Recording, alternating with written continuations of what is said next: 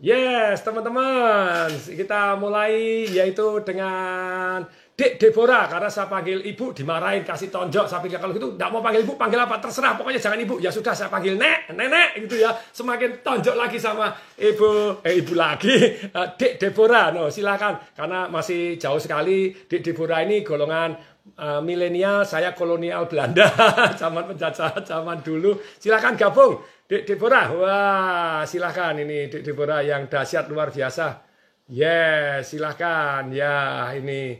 Wis mana ini Dek Deborah mana ini saya tunggu nih. Kita akan membahas ya. Jadi kondisi krisis terus kita itu ngapain ini gitu. Kalau katanya ini sudah mulai masuk krisis. Nah kalau mulai masuk krisis silahkan ini. Ini aktivis dari MNC. Waduh ya.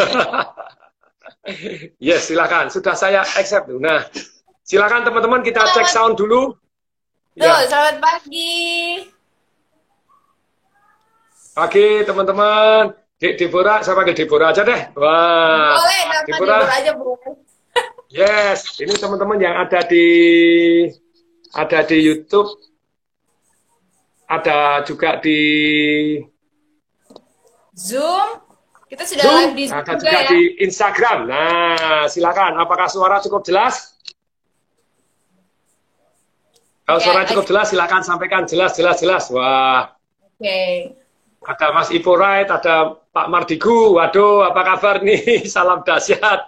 Jos Marco Jos, top Marco top. Ini kita sudah mulai di Zoom ya Pak Tung ya? Sudah mulai di Zoom.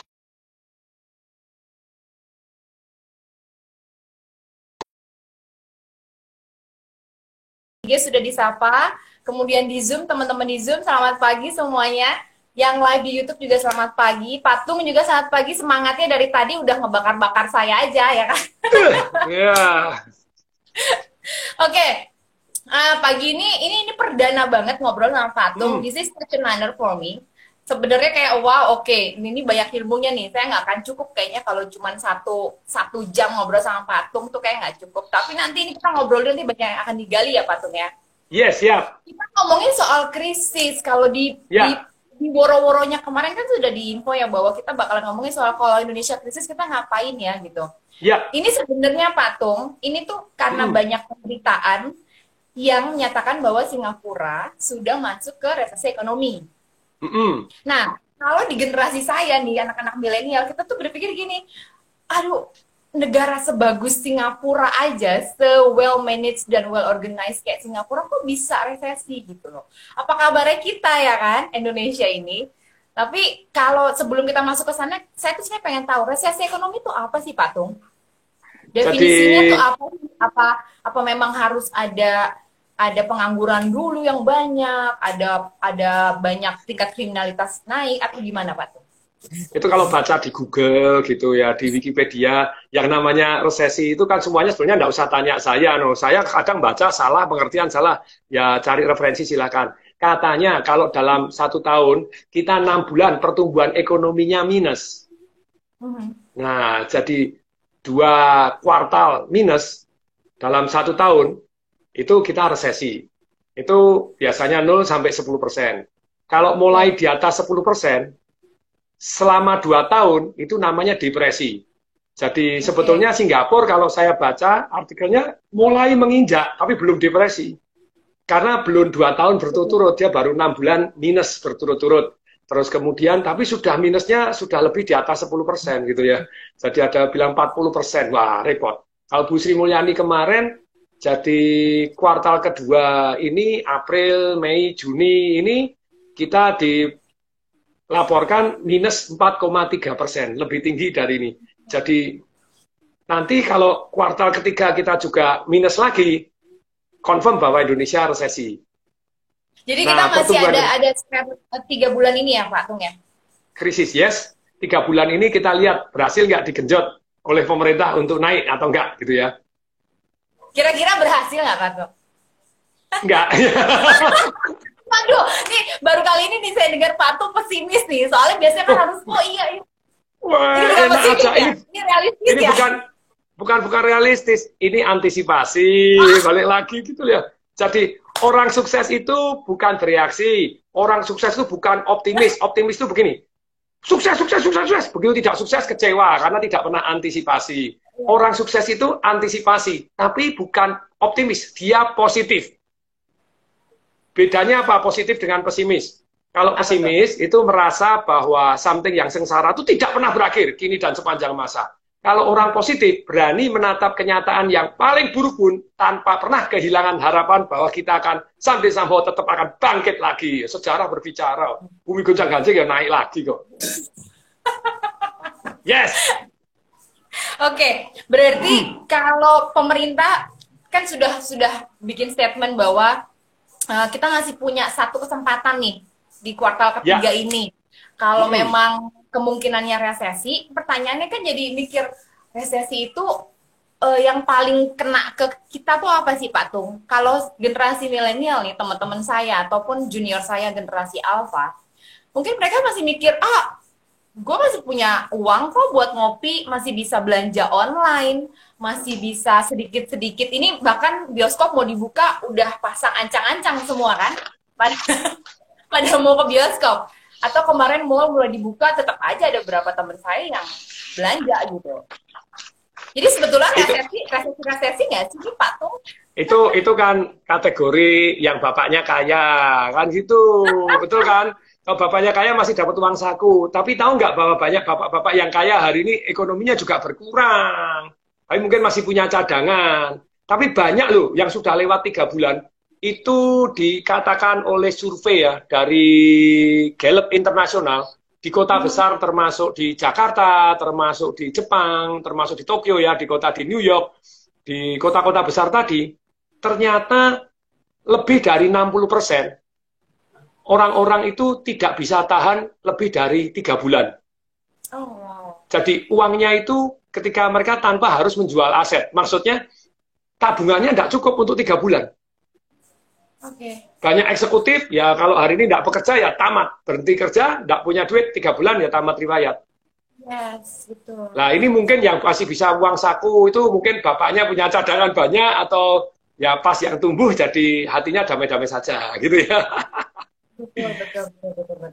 Oke. Kalau uang sakunya sudah dikurangi ya sengsara. Tapi kalau Patung lihat sendiri, kebanyakan modelnya yang gimana Pak? Yang bapaknya punya banyak cadangan di Indonesia ya, overall aja secara garis besar. Kebanyakan ini yang bapaknya punya cadangan banyak atau memang anaknya survival banget atau apa nih? Atau yang enggak aja pasti ini bakalan banyak kena imbasnya nih. Kalau dari generasi deh menurut Patung mana yang paling terkena resesi paling kena ya gitu loh? Ke siapa? Sebetulnya kalau kali ini yang paling kena paling besar itu adalah yang UMKM gitu. yang usaha menengah kecil. M-nya saya biasa UMKM, usaha menengah kecil miliaran. Oh mikro, saya salah terus gitu. Pak, makin kecil gitu loh. UMKM usaha menengah kecil mikro, saya biasanya usaha kecil menengah miliaran, jadi singkatan Asia sampai bingung. Miliaran, Pak. Amin. Dan ya, yang paling kecil itu hari ini paling berat itu, termasuk paling berat, termasuk golongan orang yang karyawan terpaksa harus dipecat, harus dipotong gaji itu. Hari ini sangat-sangat berat gitu. Nah, iya. Berarti lebih banyak UMKM. Nih, saya juga mau nyapa nih, kita nyapa dulu ya, Pak ya. Ini ada yang dari Bandung, ada dari Tangerang, ada yang macam-macam di IG juga rame. Tapi saya nggak tahu kan generasinya kan ini yang pasti nonton generasinya juga variasi kan ya, Pak Tung ya. Ya. Kalau tadi Pak Tung bilang ya banyak juga yang akan terkena imbasnya, yaitu salah satunya itu ada UMKM atau karyawan eksekutif yang selama ini gaya hidupnya udah ketinggian, tapi ternyata tidak punya saving. Sebetulnya kalau saya baca kemarin juga di pemberitaan bahwa 3 negara yang berpotensi kena resesi itu ada Malaysia, Thailand, dan Indonesia. Setelah Singapura begitu ya Pak Tung. Ini sebenarnya kalau dari karakteristik negara ini kita agak mirip-mirip ya Pak ya? Ya. Apa hal yang serupa juga akan sama terjadi di Malaysia? Sama juga apa UMKM-nya atau memang khusus Indonesia aja UMKM-nya memang rentan? Kalau di Singapura itu mati duluan, karena Singapura itu adalah negara yang ekspor. Dia ngambil dari Indonesia, ekspor ke mana-mana. Ngambil dari Tiongkok, ekspor ke mana-mana. Orang lebih percaya sama Singapura daripada orang Indonesia gitu ya. Jadi akibatnya mereka ngambil barang di Indonesia, ekspor mereka tuh tugasnya maklar gitu dan Jadi karena ekspornya itu begitu besarnya, mereka sangat tergantung dengan ekspor. Lah sekarang ekspor impor seluruh dunia boleh dikata berkurang begitu dramatisnya, Singapura mati duluan.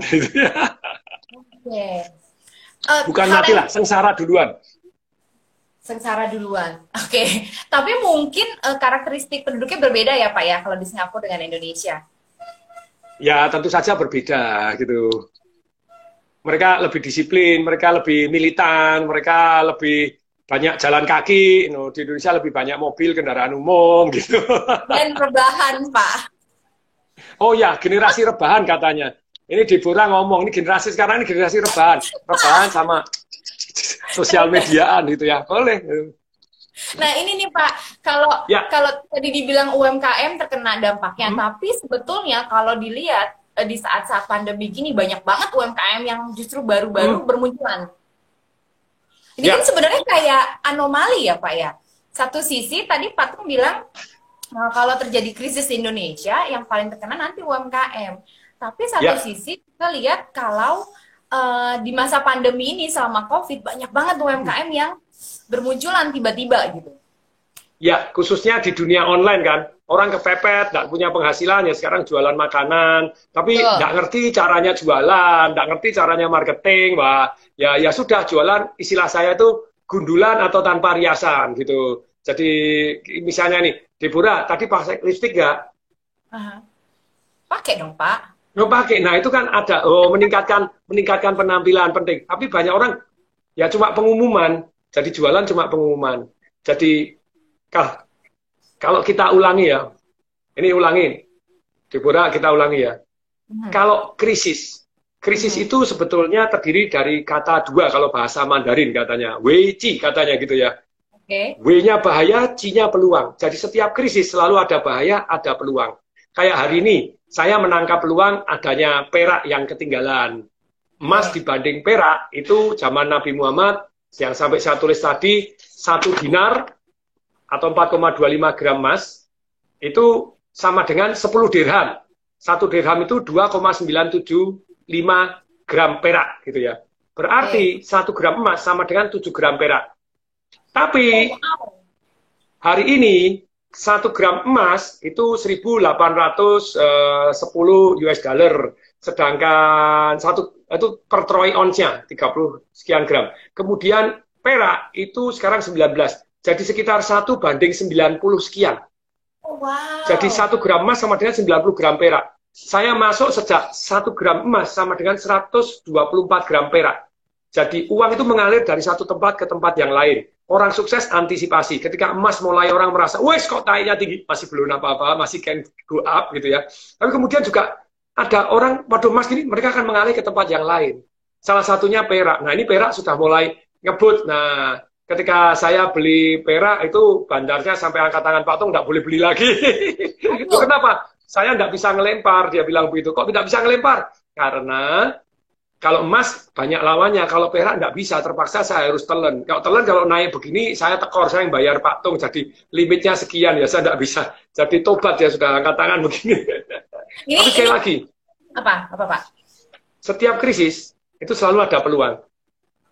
Uang mengalir dari satu ke tempat yang lain. Kalau Anda bisa antisipasi, bagus dah. Nah kalau ditanya, kalau betul ini krisis, bukan betul ya, memang sudah krisis gitu ya. Selalu ada bahaya ini, tapi juga ada peluang.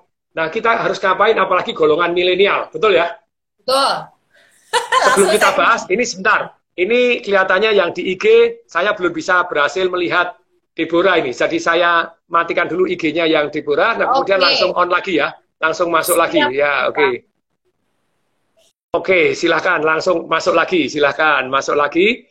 Nanti minta di-invite, saya akan undang lagi. Jadi biar bisa melihat wajah cantiknya Deborah. Nah, sudah dandan, sudah cantik, harus ditunjukkan begitu ya.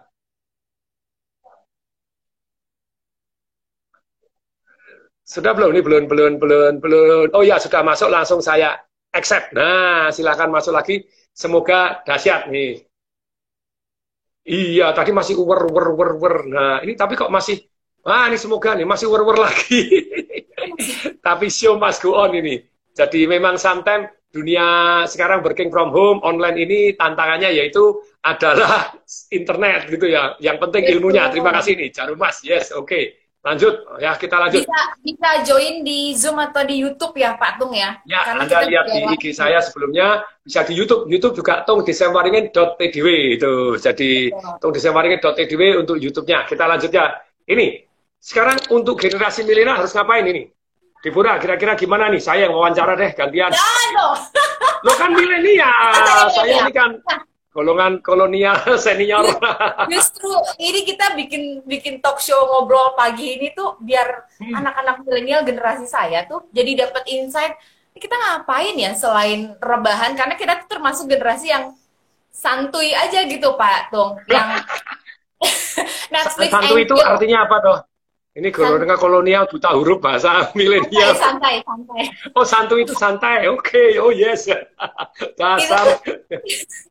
Yes, senior ini.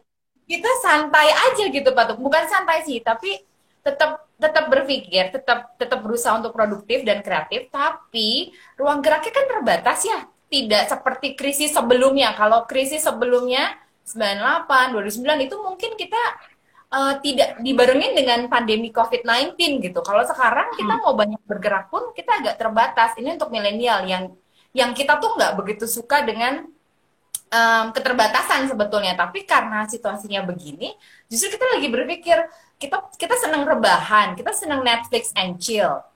Tapi satu sisi ini krisis di depan mata gitu. Pemerintah dan orang-orang senior, generasi yang lebih senior sudah mulai berpikir ancang-ancangnya apa ya, antisipasinya apa. Nah, kita nih sebenarnya lagi bukan bingung ya, generasi, kalau mungkin Pak Tung juga sudah mengobservasi anak milenial dan anak alfa ini, kita tuh haus dengan teladan, panutan. Jadi ketika kita melihat seseorang, kita melihat kayak gue juga gini nih, gue harus ngapain nih gitu. Oh sama nih, gue juga ngalamin ini, gue harus ngapain nih. Jadi segitu lossnya. Ini mungkin saya diprotes nih, katanya siapa yang bilang generasi milenial loss. Nggak semuanya, tapi kebanyakan selalu berpikir dan mencari panutan. Oke. Oh iya ya, bener juga nih yang Pak Tung bilang nih. Gue juga ngalamin nih sekarang dan gue nggak tahu solusinya apa gitu. Mungkin satu-satunya jalan yang singkat yang bisa dilakukan kalau menurut saya sih Pak ya. Mungkin kita bisa, ya itu yang tadi Pak Tung bilang, banyak UMKM bermunculan kan. Mungkin itu shortcut yang benar-benar bisa dilakukan kalau generasi milenial teman-teman saya tidak mengantisipasi dengan tabungan, dengan passive income mereka, dengan investasi. Mungkin itu shortcutnya. Saya nggak tahu kalau Pak Tung punya insight lain buat generasi saya dan saya juga Pak Tung. Jadi memang insight nomor satu itu ya resep bebas dari krisis itu yang nomor satu pilih, nih ya catat ya, ini penting sekali ya, ini golongan milenial. Jadi kalau Anda mau lepas dari krisis, yang nomor satunya adalah pilih orang tua yang tepat. Jelas? Pak, pilih orang tua yang tepat tuh pilih loh Pak. Jadi kalau Anda bisa milih orang tua tepat kan enak. Orang tuanya sudah anti krisis, orang tuanya sudah punya tabungan banyak, orang tuanya sudah punya passive income. Anda rebahan aja juga nggak apa-apa gitu ya. Sosial media doang, nggak pernah fokus untuk bisnis, nggak pernah fokus untuk jualan, nggak pernah fokus untuk passive income, nggak apa-apa karena bapaknya sudah tepat, ibunya tepat. Oke. Itu kayaknya saya skip aja yang nomor satu. Oh, skip nomor satu di skip. Oke, yang nomor dua gitu ya. Yang nomor dua, yaitu apa? Cari pasangan hidup yang tepat. Yeay.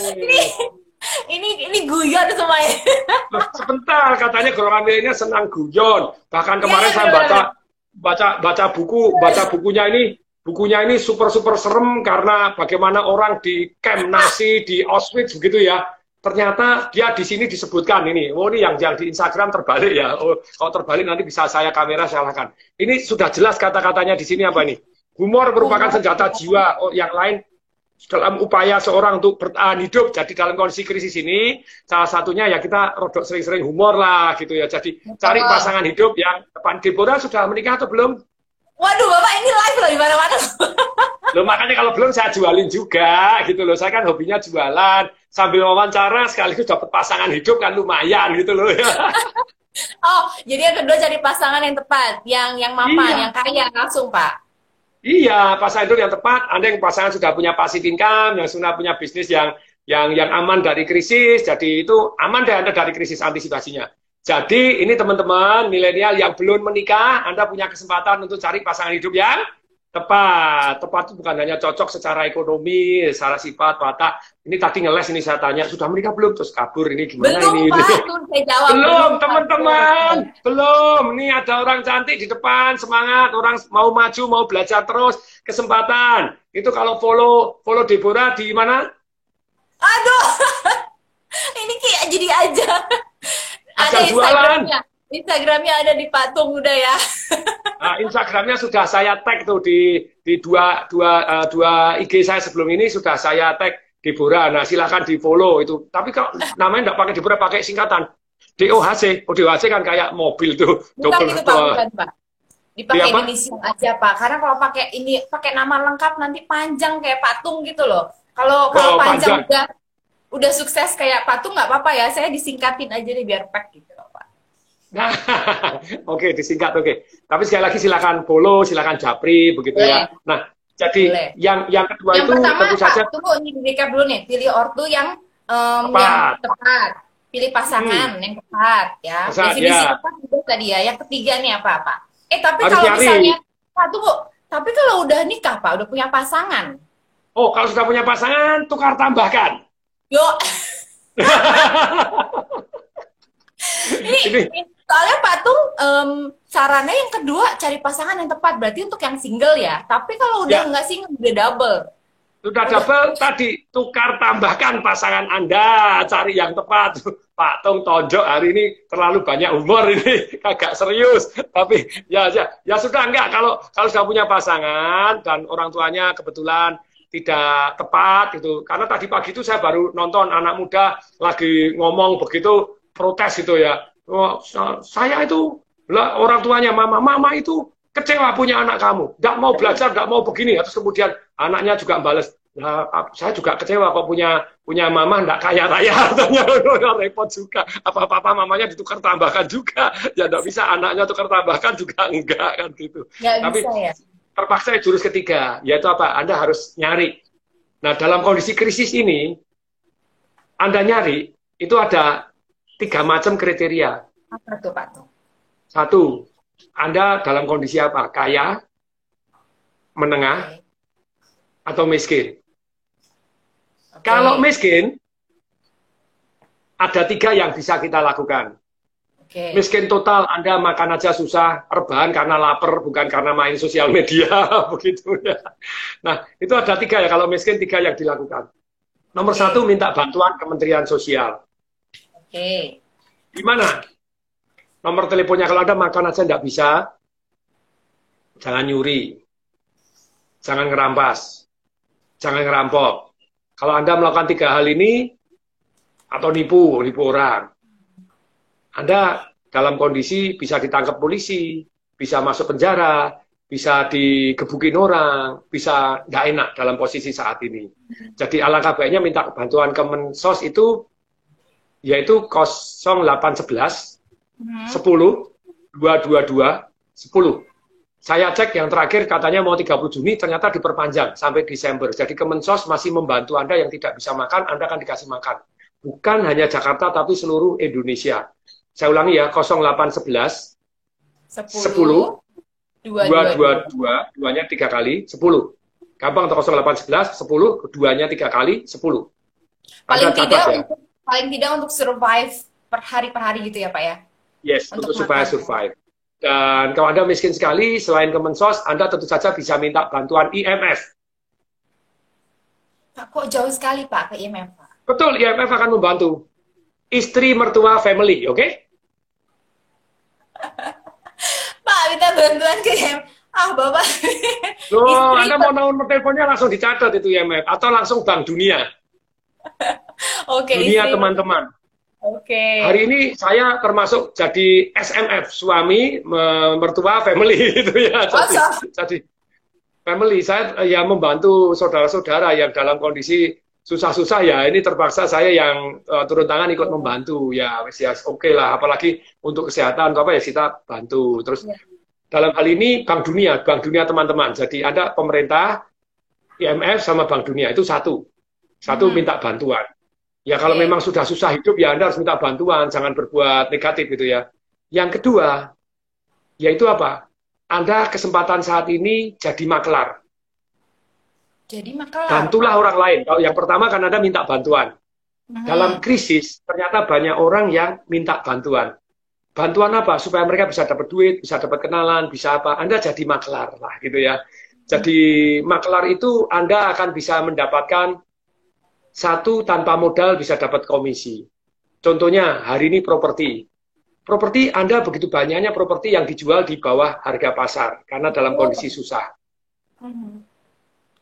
Ini ya, sebentar, apakah suara saya bagus? Suaranya apakah jelas? Kalau jelas tolong bilang jelas. Tolong diketik jelas suaranya, tolong gitu ya. Tolong suaranya kalau jelas, ngomong jelas, kalau kurang jelas ya kita bilang kurang jelas lagi, silahkan. Ada yang jelas, ada yang kurang jelas, ada yang kurang bagus, kurang jelas. Ada yang jelas, ada gemanya. Oh itu jadi supaya tidak bergema di tempatnya Deborah, pakai 2. Maksudnya kalau bisa itu pakai 2 itu 2 apa sih? 2 ini. 2 ini. Coba let me try it. Jadi 2 ini, 1 saya tancepin di komputer, 1 saya tancepin di handphone untuk IG Live gitu ya, yang komputer untuk Zoom dan untuk YouTube gitu ya. Jadi Anda bisa tancepin di sini. Oke, kalau ditancepin tempatnya Bu, untuknya Bu lagi, sobinya manggil Bu, Dek Deborah, no ya, Dek Deborah masih single, masih muda, dipanggil Bu, kasih tonjok katanya, yes. Ada yang bilang jelas. Oke, supaya tidak bergema, semuanya di suaranya jadi, saya tidak ada suara sama sekali, baik dari komputer maupun dari handphone, tidak ada suara, tapi saya pakai ini 2, begitu ya, pakai 2. Nah, sekarang sudah suaranya aman, jelas ya? Sudah, is it better? Sudah bagus? Ya, gemanya semoga sudah tidak ada nih. Mudah-mudahan lebih oke ya. Oke, lanjut Pak Tung. Kalau tadi itu sudah minta bantuan teman, minta bantuan Kemensos. Kemudian yang ketiga minta bantuan family. Yang kedua jadi makelar. Makelar ini penting sekali ya. Ada makelar kecil, makelar menengah, makelar besar. Kalau makelar menengah itu misalnya, kalau makelar kecil misalnya ada orang jualan pempek, Anda boleh saya bantu jualan di komunitas saya. Boleh saya bantu jualan untuk di Instagram saya, boleh saya bantu jualan untuk di WhatsApp grup saya. Nanti pemesanan lewat saya kasih komisi ya, sekian. Nah, itu boleh. Masih bergema ini. Saya juga dengar suaranya, apakah? Small business berarti ya Pak ya? Itu yang small, Anda makelar, Anda bantu jualan. Tapi Anda juga bisa yang medium nih. Yang medium itu seperti apa? Anda jadi makelar. Contohnya properti. Nah, properti itu sebetulnya bisa kok tanpa, gini loh. Makelar properti itu ada 3 kelas. Anda miskin pun Anda tetap bisa jadi makelar properti, gitu ya. Saya bahkan punya 70 lebih website ataupun tempat yang dimana Anda bisa pasang iklan secara gratis. Jadi Anda tidak perlu biaya. Rumah 1, 2, 3 Anda harus bayar berapa juta. Tapi ada banyak sekali yang properti.com yang saya punya list 70 lebih, di mana kita bisa bantu iklankan orang. Misalnya ada orang jualan properti, langsung kita bantu. Boleh saya bantu jualan? Nah, bantu jualan itu ada 3 level. 1, Anda terima komisi 2% atau 3%. Jadi makelar hari ini bantu, itu di menengah. Kalau yang kecil kan Anda jualan empek-empek, jualan masker, jualan makanan yang dimana hari ini banyak orang mendadak UMKM menjual dari rumah kan gitu, roti, bolu, apa itu Anda bantu jualan, Anda dapat komisi, bisa Anda lamar dia. Kemudian apakah masih bergema suara saya? Sudah bagus. Suara saya sudah bagus. Oke, Pak Yohanes terima kasih, silakan. Ini ya, silakan. Ini sudah jelas. Oke, dahsyat. Oke, terima kasih. IG juga sudah jelas. Nah, sekarang jadi makelar ya, ini mulai serius ini. Mulai serius ini. Jadi makelar kecil Anda kalau properti itu ada 3 level Anda jadi makelar. 1 yang untung 2%, 3%. Yang kedua yang untung di atas 10%, bisa 20%, 30%. Yang keempat untungnya di atas 100%. Yang ketiga untungnya 100%. Untung 2%, 10% atau ratusan persen. Pilih mana? Pilih yang mau gede dong, Pak. Nah, ini Anda menengah, Anda kaya, Anda juga bisa melakukan hal yang sama. Saya beri contoh, kalau Anda 2%, Anda kan masukkan iklan dan kemudian orangnya deal, lewat Anda yang menjodohkan, begitu ternyata terjadi deal, maka Anda dapat komisi 2%. Misalnya, properti tadi harganya pasaran itu sekarang kan banyak sekali yang diskon. Jadi kayak saya kemarin nemu di Pondok Indah harga 15 miliar, terus ditawarkan, kemudian akhirnya tawar-tawar sampai 7 miliar. Nah, saya untung yang ratusan persen. Makelar raksasa ini. Anda miskin tuh Anda tetap bisa jadi makelar. Karena makelar nggak perlu modal. Tantangannya miskin itu kan nggak punya modal. Tapi Anda punya modal kemauan, nah beda, nggak perlu modal duit. Modal kemauan, modal network, modal pengetahuan. Nah, modal ketangguhan Anda, nah, itu akan menjadi modal. Kalau makelar 2%, Anda tawarkan Anda dapat komisi 2%. Kalau makelar yang dapat 20%, 30%, enak toh. Caranya gimana? Contoh, ini ada properti yang sekarang lagi discounted. Sekarang tuh banyak sekali orang yang kepepet, banyak yang diskon. Saya ditawari begitu banyak. Di Menteng, di Pondok Indah, kemudian di pasar, di mana, wah itu discounted. Kalau semakin miliar-miliaran, diskonnya bisa 50-60%. Kalau Anda 1 miliar, ya mungkin diskonnya 30-40% gitu ya. Nah, kalau di bawah 500 juta, paling diskonnya cuma 10-20%. Orang kepepet, tapi diskonnya cuma kecil. Misalnya, kita ambil satu yang misalnya properti ini 1,2 miliar. Wah, 1,2 miliar, orangnya kepepet, mau jual cepat, sudah terdesak 3 bulan, butuh makan, butuh begini, butuh cicilan, butuh apa, ya dia jual 700 juta. Nah, 700 juta, pada waktu kita menjadi makelar, apa yang kita lakukan? Kita ngomong, supaya jadi makelar yang kedua, untung 20 atau 30% tadi. Apa yang kita ngomong? Pak, boleh nggak saya bantu jualan? Anda tidak perlu bayar komisi dengan saya. Kira-kira mau nggak? Harusnya mau ya. Mau dong, nggak usah kok. Saya akan iklan, Pak. Iklan semua biaya saya. Walaupun iklannya gratis, biayanya kan cuma biaya wifi, biaya internet, pulsa gitu ya. Ada 70 sekian website gratis itu yang kita bisa masukkan. Nah, kemudian, karena saya kan ada cost-nya juga, Pak. Nah, cost masang iklan kan ada, cost begini aja. Jadi berapapun nanti, Bapak tetap 700 juta ya. Jadi misalnya laku berapa ya sisanya untuk saya. Apakah diperkenankan? Diperkenankan. Oke, begitu diperkenankan, yang terjadi, apa yang kita lakukan? Kita pasang iklan, dijual cepat, 1,2 M, dijual cepat, butuh uang. Nah, ini kata-kata ini tuh di bawah harga pasar. Harga pasar 1,2, kami hanya 900 juta, misalnya, gitu ya, 900 juta. Ternyata tawar-tawar menawar, akhirnya jadi 800 juta. Ya sudah, tahu Anda untung 100 juta. Kalau Anda untung 100 juta, pilih mana? Anda 700 juta, dapat 2%. 2% dari 700 juta berapa? 14 juta. Pilih 14 juta atau pilih lebih dari 10%. 10% kan 70 juta. Nah, ini dapatnya 100 juta. Pilih mana? 100 juta. Pak Tung, ngomong toh. Ini ngajarin. Ngomong toh, nggak praktek, nggak begini. Oh ya? Murid-murid saya, host saya di Smart FM, sama. Satu hari waktu saya ngajar, ada Pak Leo, ada. Anda cari leoproperty.com. Nah, itu kan berarti bisa dicari, berarti ada loh leoproperty.com. Ini murid. Pada waktu saya talkshow di radio begini, ada yang telepon ke saya. Terima kasih Pak Tung, kemarin seminarnya dahsyat luar biasa, Property Rate Revolution. Saya dalam seminggu dapat duit 800 juta. Nggak pakai duit dapat 800 juta. Oke, dahsyat. Terus kemudian pada waktu testimoni seperti itu, host saya pada waktu lagi lagu, host saya nanya, Pak Tung, itu caranya gimana? Oh, caranya seperti ini. Jadi ditawar. Terus kemudian, persis yang saya ajarkan ini, hanya dalam waktu 1 menit, 2 menit, saya ajarkan jadi makelar yang untung ratusan juta.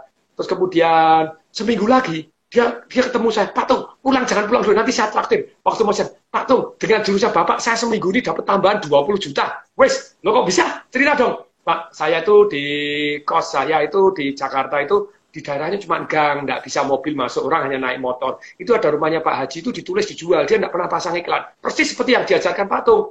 Saya tanya, Pak Haji itu dijual berapa? 180 juta. Boleh nggak Pak Haji saya bantu jualan? Oh boleh. Pak Haji nggak usah ngasih komisi saya ya.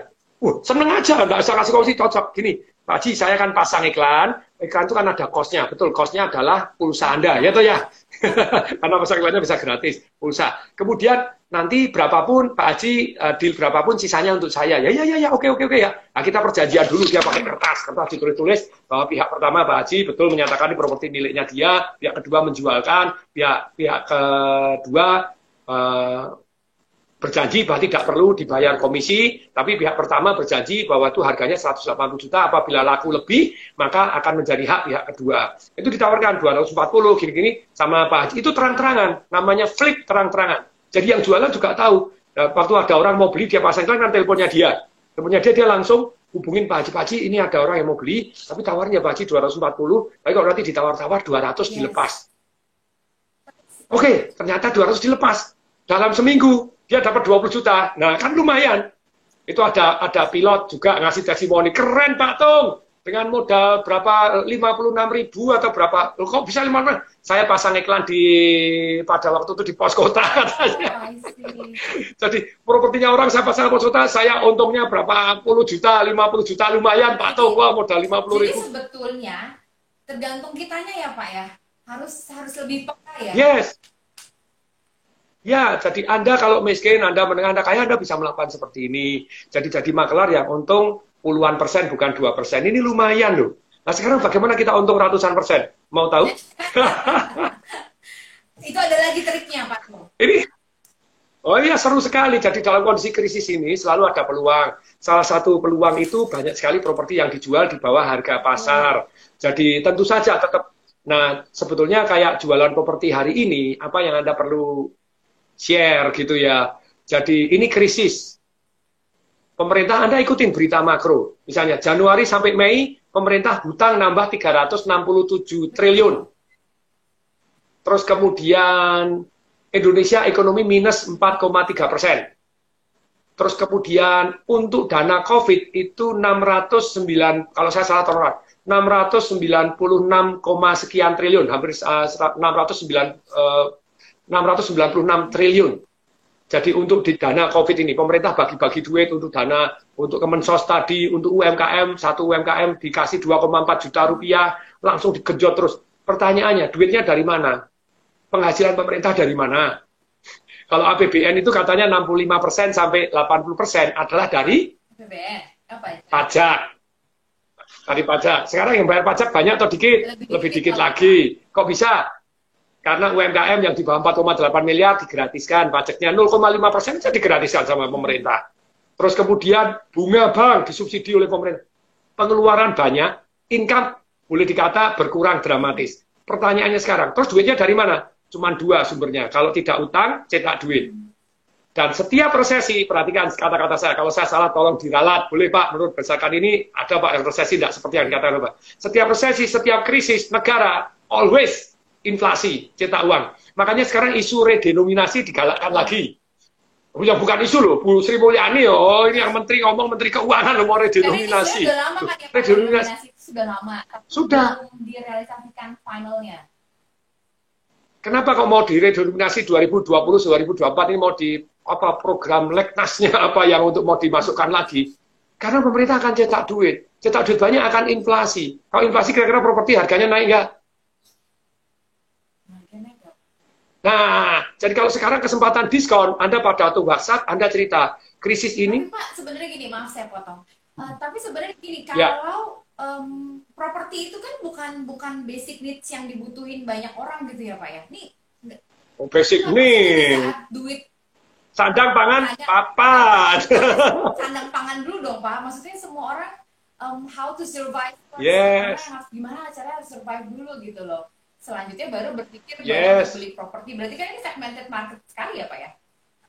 Iya, dan hari ini banyak orang tuh duitnya banyak sekali ditaruh di bank, nggak berani untuk ekspansi usaha, nggak mau beli mesin, nggak mau ngerayakan kawinan anak juga nggak berani karena takut kena COVID, begitu ya. Jadi hari ini tuh ada orang-orang kaya, yang kaya memang menengah ke atas, itu ada yang memang banyak duitnya, tapi duitnya tidak beredar. Targetnya, begitu ya? Karena, iya targetnya toh, jadi ya, Anda kalau jualan properti sama orang yang miskin, silakan deh gitu ya. Tuh bayarnya pakai apa? Makan aja susah, beli sandang pangan aja susah. Tapi kan tetap ada yang kaya. Setuju. Dan yang kaya ini tetap butuh diyakinkan supaya dia berani mengucurkan uang. Betul. Kemarin saya ada salah satu anak perusahaan saya, GM-nya memutuskan bahwa hari ini efisiensi gaji dipotong separuh, saya marahin kan gitu ya, saya nggak happy. Tapi Pak kita rugi loh kayak gini-gini. Oke, jadi sekarang kita bukan efisiensi tapi efektif. Caranya gimana efektif? Gaji sekian boleh, tapi Jadi jangan nuntut gaji saja, tapi kamu juga lapor kerjaannya apa.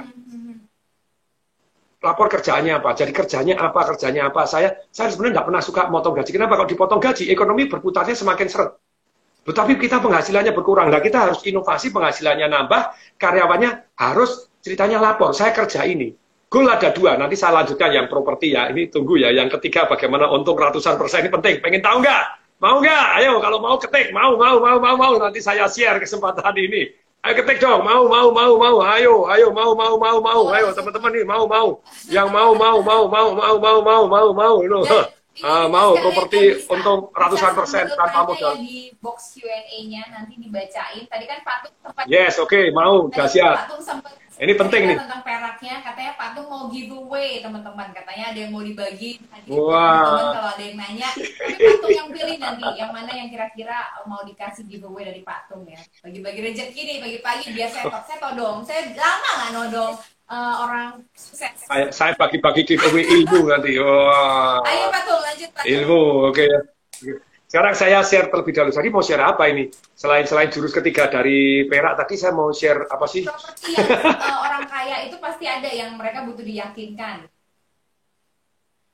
Oke, tapi itu untuk properti. Tadi mau share apa lagi? Ini saking lompat, saking banyaknya pikiran ini, saking banyaknya. Jadi Anda kalau oke deh, saya langsung share aja deh yang properti aja yang ketiga. Tadi mau ngomong apa gitu ya? Oh, efisien sama efektif untuk pekerja. Ya, terima kasih ya. Patung, GM Patung yang ngurangin gaji.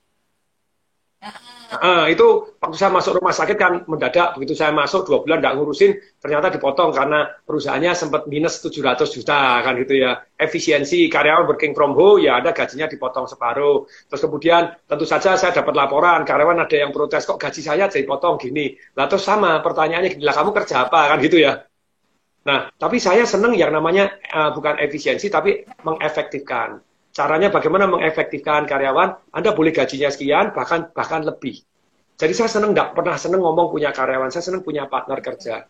Jadi gaji income boleh unlimited kalau Anda produktif. Nah, Pak, kalau bagian IT seperti apa? Nah, saya kan ditanya, kalau IT seperti apa? Ya sama, hari ini IT banyak sekali yang nganggur, rekrut gampang sekali dapat. IT sama, Anda, apa target Anda? Target itu ada 2 macam. Satu target yang di luar kontrol kita. Contohnya target penjualan, laku, closing berapa itu di luar kontrol kita. Tapi yang kedua, itu adalah target yang dalam kontrol kita. Misalnya satu hari Anda SMS berapa banyak, email berapa banyak, telepon berapa banyak. Itu kan ada tindakan yang di dalam kontrol kita.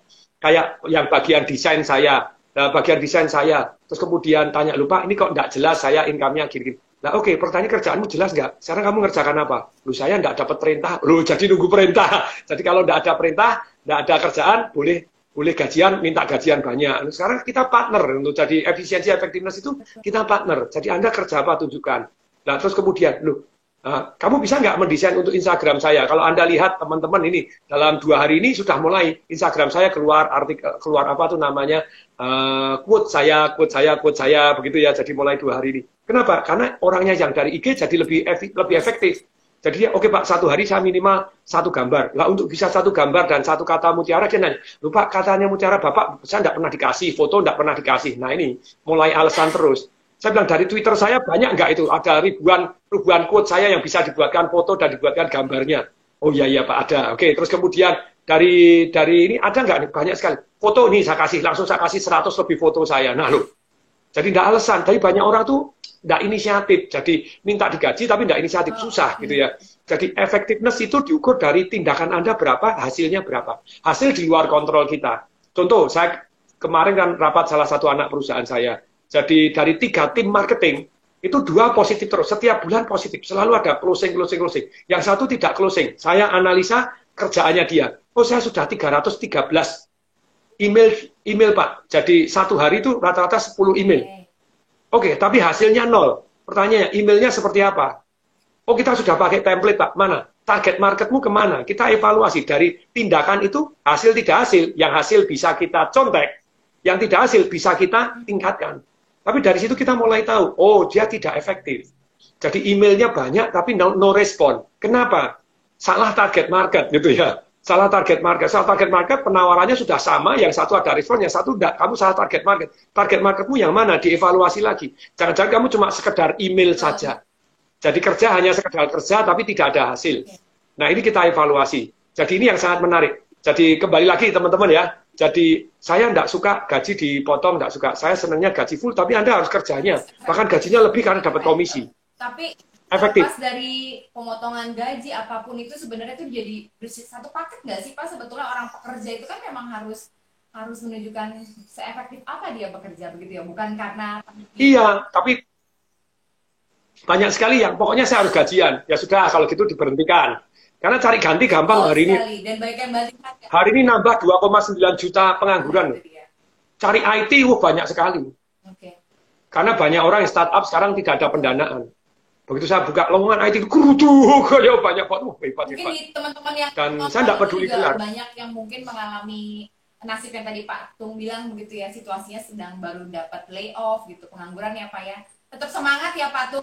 Mulailah jadi maklar, tetap semangat. Dan ngelamar kerja boleh, tapi saya jadi maklar lah. Nah sekarang saya share ya, bagaimana maklar properti untung ratusan persen. Anda punya duit, tidak punya duit juga bisa. Ini saya praktek gitu ya. Kalau tidak punya duit, Anda bisa untung ratusan persen. Anda hanya dengan jadi maklar. Caranya gimana? Anda ikat tanpa kalau saya pribadi tadi, kalau ikat tanpa modal, sebetulnya keuntungan Anda tak terhingga loh. Nah, tadi misalnya Anda hitung 20 juta. 20 juta itu berarti tak terhingga karena modalnya nol tuh.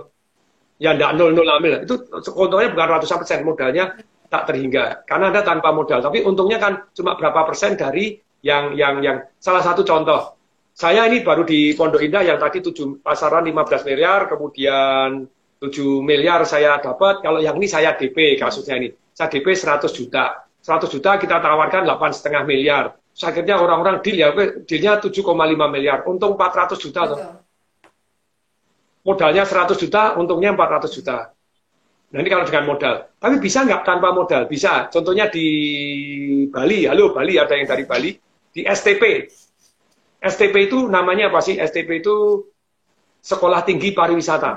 Di Bali. Kalau ada yang Bali, halo Bali. Anda bilang, saya Bali. Apa yang dilakukan? Bagaimana Pak ikat tanpa modal? Sebentar ya, nanti ditanyakan lagi caranya ikat tanpa modal. Nah, sebelumnya cuma perjanjian aja. Itu kalau di STP itu, saya bangun 16 ruko. Modalnya nol. Kok bisa nol? Tanah dibayar waktu laku, aman nggak? Kalau nggak laku, nggak usah bayar. Bisa? Terus kemudian, ruko saya bangun ketika laku, aman nggak?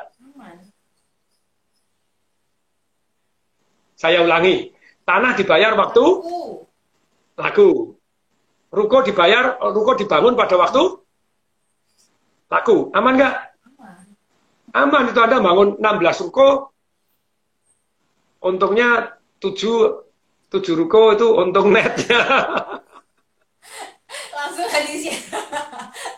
Jadi sebetulnya memang kitanya aja harus lebih gesit, harus lebih efektif lah, harus lebih inovatif. Jangan rebahan ya Pak ya. Terus belajar. Nah ini makanya yang ketiga, masih ingat ya, kalau Anda miskin sekali, satu minta bantuan IMF, Bank Dunia, sama pemerintah. Ya. Kemudian yang kedua, jadilah maklar. Maklar bisa kecil-kecilan, maklar martabak, maklar rumah makan, maklar apa, bisa maklar menengah, maklar properti. Nanti maklar yang raksasa, maklar perusahaan. Itu butuh ilmu, butuh kenalan, butuh, tapi top sekali itu ya. Nah makanya yang ketiga, kalau Anda masih di golongan miskin ataupun menengah, sebetulnya ini semuanya bisa dilakukan. Ya tentu saja yang nomor satu janganlah, kalau Anda sudah menengah, Anda orang di atas jangan gitu ya. Nah kalau yang ketiga, ini Anda belajar high value skill. Belajarlah ilmu-ilmu yang penting. Ini penting sekali. Kalau Anda tidak belajar ilmu yang penting, ya tadi susah. Kayak tadi Anda mendengarkan ini sudah dapat ilmu toh. Jadi maklar yang untung sebentar, masuk akal enggak? Saya praktek gitu ya. Sering kalau saya masuk akal karena sudah dijalani dan sudah terrealisasi. Jadi bukan hanya sekedar teori. Bukan hanya sekedar teori, ini hasil praktek. Pak, pernah nggak beli properti tidak pakai duit pada waktu beli, dapat duit setiap bulan, dapat duit waktu dijual, dapat duit. Bukan sekali gitu ya. Salah satunya di Lampung. Ini Pak Diki, Pak Diki ikut saya. Ada fotonya Pak Diki yang di Lampung, Pak Diki. Itu, kalau ini saya sering kali share gitu ya, tuh sharing di Lampung. Saya itu ada di Hotel Novotel. Kalau Lampung ada yang dari Lampung, say hai, hai, hai, hai, hai, hai, hai, hai, silakan. Nah, gak masuk akal saja Pak, masuk kantong, mantap. Terus fotonya Pak Diki boleh jadikan host ini untuk di fotonya di Lampung. Oh ini true story kok, true story Pak Diki. GM saya pernah tidur di sana, saya pernah tidur di sana. Jadi di Lampung itu ada satu properti rumah paling bagus di Lampung saat itu. Saya tidak tahu gitu ya. Kalau saya salah tolong diralat. Hotel Novotel. Kalau Anda menghadap Hotel Novotel itu hotel yang paling indah, paling bagus, view-nya dahsyat luar biasa di Lampung. Karena view-nya laut, tebing dan luar biasa.